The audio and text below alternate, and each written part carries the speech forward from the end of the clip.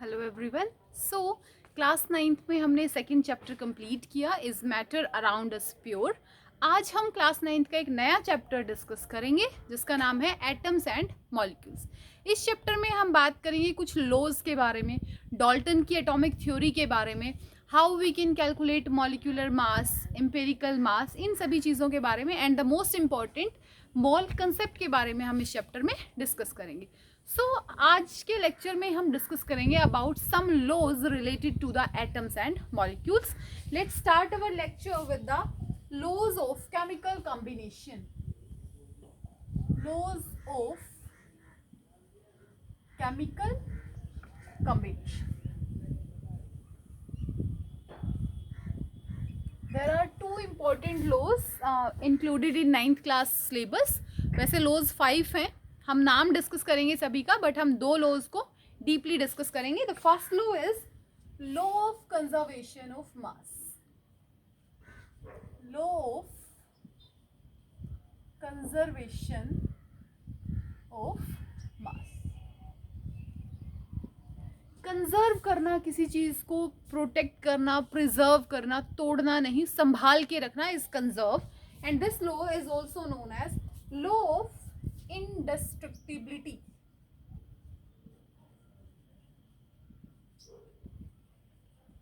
Law of indestructibility of matter.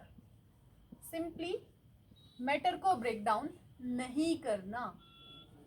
Law of conservation of mass का दूसरा नाम क्या है? Law of indestructibility of matter. इस लॉ को प्रपोज किया था Antoine Lavoisier. This law was proposed by Antoine Lavoisier. कब प्रपोज किया था? 1744 में। और जो ये नाम है ना एंटोइन लवोइजियर, ये केमिस्ट्री में बहुत इंपॉर्टेंट नाम है because this one is the father of chemistry. This one is the father of chemistry world wide. Clear? और क्या कहा था इस लॉ की स्टेटमेंट क्या थी कि मास जो है ना तो उसको तोड़ा जा सकता है ना उसको बनाया जा सकता है। Simply, what is the definition of this law is mass can neither be created nor be destroyed. ना तो मास को तोड़ा जा सकता है और ना ही मास को बनाया जा सकता है। आप एक और तरीके से इस लॉ को एक्सप्लेन कर सकते हैं। And the next method is mass of reactant is always equal to the mass of product.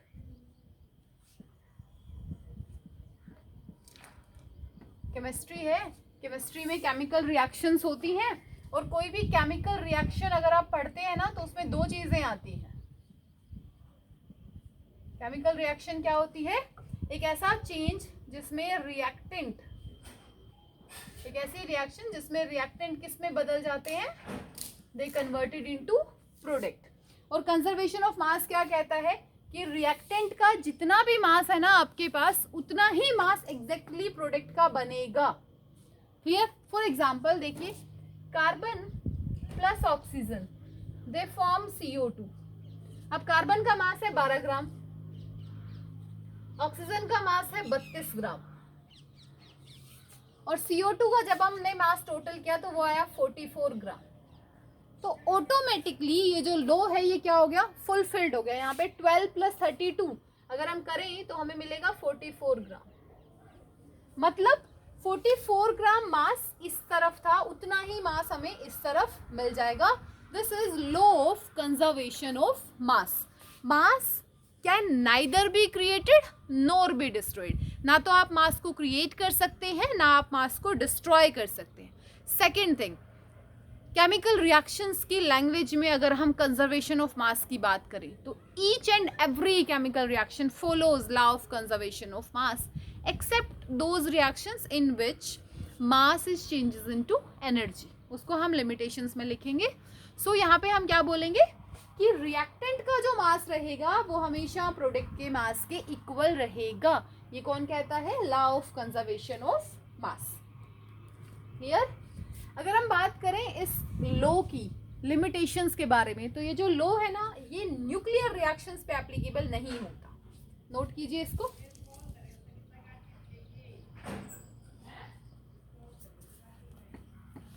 Limitation of this law is not applicable for nuclear reactions. इस law की limitation क्या हो जाएगी? This law is not applicable for nuclear reactions. और ऐसा क्यों कहा गया कि ये न्यूक्लियर रिएक्शंस पे क्यों ओबे नहीं होता? Because here means in these reactions mass is converted into energy. इस टाइप की रिएक्शंस में जो हमारा मास है वो एनर्जी में बदल जाता है, इसीलिए उसका जो नंबर है ना वो सेम नहीं रहता। So law of conservation of mass क्या हो जाता है? फॉलो नहीं होता यहाँ पे। Clear? Law of conservation of mass किसने दिया था? एंटोइन लवोइजियर ने। The second law we are going to discuss is law of constant proportion या कांस्टेंट कंपोजिशन भी हम इसको बोल सकते हैं। Law of constant proportion.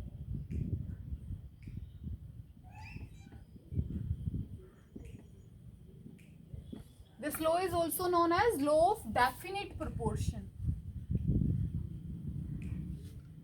Law of definite proportion भी हम इसको कह सकते हैं। इस लॉ को प्रपोज किया था जोसेफ प्राउस्ट ने। किन्होंने दिया था इस लॉ को? जोसेफ प्राउस्ट ने। और कब दिया था? 1797 में। और इस लॉ में जोसेफ ने कहा था कि कोई भी कंपाउंड आप कैसे भी बना लो, उसमें जो एलिमेंट्स रहेंगे वो हमेशा सेम मास में या फिक्स्ड मास रेशियो में कंबाइन होंगे। क्लियर? क्या कहा था जोसेफ ने? आप एक कंपाउंड को कितने भी मेथड्स से बना लो, whatever will be the source of a compound, the constituent elements always present in a simple ratio. लिखिए डेफिनेशन, लिखिए। A chemical compound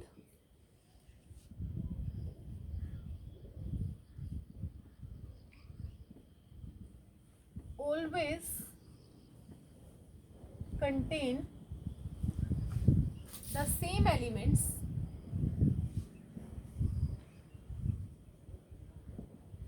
combining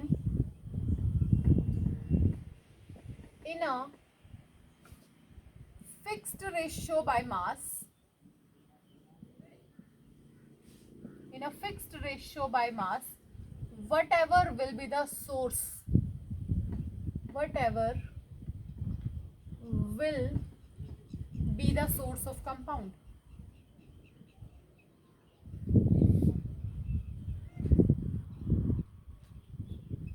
compound का सोर्स कुछ भी हो उससे कोई फर्क नहीं पड़ता, बट उसके जो कंस्टिट्यूएंट एलिमेंट्स है ना वो हमेशा सेम रहेंगे और वो हमेशा फिक्स रेशियो में कंबाइन करेंगे। फॉर एग्जांपल हम बात कर लेते हैं CO2 की। अब CO2 को प्रोड्यूस करने के लिए आप क्या क्या कर सकते हो? पहला स्टेप, आप कार्बन को और ऑक्सीजन को रिएक्ट करा दो, CO2 बन जाएगा। सेकेंड स्टेप, आप कैल्शियम कार्बोनेट को हीट कर दो। This compound is calcium carbonate. On heating this gives calcium oxide plus CO2 is gas, तो गैस के ब्रैकेट में हम अपवर्ड डायरेक्शन का एरो लगाते हैं। थर्ड पॉइंट, बेकिंग सोडा को हीट कर दीजिए। This compound is sodium hydrogen carbonate. On heating gives Na2CO3 plus water plus CO2। And in the very last, calcium carbonate plus HCl, calcium carbonate plus hydrochloric acid this gives us calcium chloride plus water plus CO2। अब हमने 4 अलग अलग reactions लिखी जिनसे हम CO2 को produce कर रहे हैं, बट हम हर बार क्या देख रहे हैं कि एक कार्बन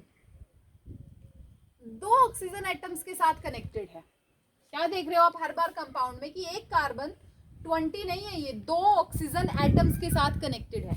तो एक कार्बन का मास होता है 12 ग्राम और एक ऑक्सीजन का मास होता है 16, तो 2 का कितना हो जाएगा 32 ग्राम। तो हर बार जब भी CO2 को देखा गया तो एक चीज देखी गई कि कार्बन और ऑक्सीजन कैसे कंबाइन कर रहे हैं 3:8 में। कैसे कंबाइन कर रहे हैं कार्बन और ऑक्सीजन हर बार 3:8 में। यहाँ रेशियो निकाल लो, 4 3 जा 12, 4 8 जा 32। तो कांस्टेंट प्रोपोर्शन क्या कहता है ये लो कहता है अगर कोई केमिकल कंपाउंड है तो वो हमेशा सेम एलिमेंट्स को कंबाइन करेगा, और दूसरी बात वो सेम एलिमेंट्स हमेशा एक फिक्स्ड रेशियो बाय मास में आपस में जुड़ेंगे। Is that thing clear? Same elements को कंबाइन करेगा और दूसरी बात हमेशा उनका रेशियो क्या रहेगा फिक्स रहेगा। Is that thing is clear to all of you? So this is law of constant proportion. इसको हम क्या बोल सकते हैं डेफिनेट प्रोपोर्शन भी कह सकते हैं। किसने दिया था ये लॉ? जोसेफ प्राउस्ट ने दिया था। ठीक है, इस लॉ की एक लिमिटेशन है। क्या? ये लॉ है ना आइसोटॉप्स के केस में काम नहीं करता। देखो कैसे, नोट करो इसको।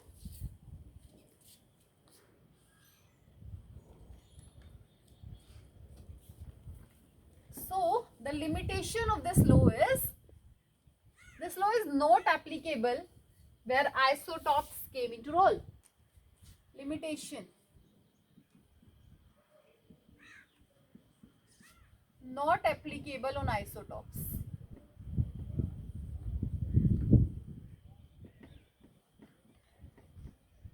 अब आइसोटॉप्स क्या होते हैं उसको देखो। आइसोटॉप्स के बारे में सिंपल सी डेफिनेशन कहेंगे, same elements having different masses। Same element की बजाय आप सेम एटम्स लिख सकते हो। जैसे कार्बन C14 में भी एग्जिस्ट करता है और C12 में भी एग्जिस्ट करता है। अगर C12 के साथ O2 बना है तो यहाँ पे रेशियो आएगा 12:32, बट अगर C14 के साथ O2 अटैच हो गया तो यहाँ पे रेशियो आएगा 14:32। तो आंसर क्या हो जाएगा? चेंज हो जाएगा। हमने क्या पढ़ा है कि सेम रहना चाहिए, बट इस केस में ये सेम नहीं रहता। तो कांस्टेंट कंपोजिशन का ये क्या है? ये एक लिमिटेशन है। नोट कीजिए इसको।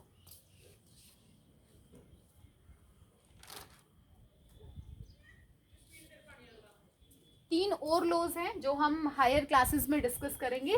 आज हम उनका सिर्फ नाम देखते हैं कि कौन से और 3 लॉ हैं जो हमें पढ़ने होते हैं। पहला हमने पढ़ा कंजर्वेशन ऑफ मास, दूसरा हमने पढ़ा डेफिनेट प्रोपोर्शन, तीसरा है हमारे पास law of multiple proportion. Law of multiple proportion, ये लॉ डाल्टन ने दिया था। ये चीज आपको याद रखनी है। डाल्टन ने कब दिया था? अराउंड 1808 में उन्होंने ये लॉ दिया है। एक लॉ है हमारे पास लॉ ऑफ रेसिप्रोकल प्रोपोर्शन।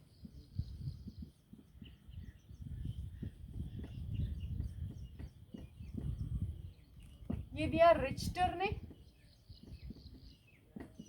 1797 में, 1792 में। और एक है लॉ ऑफ गैसियस वॉल्यूम।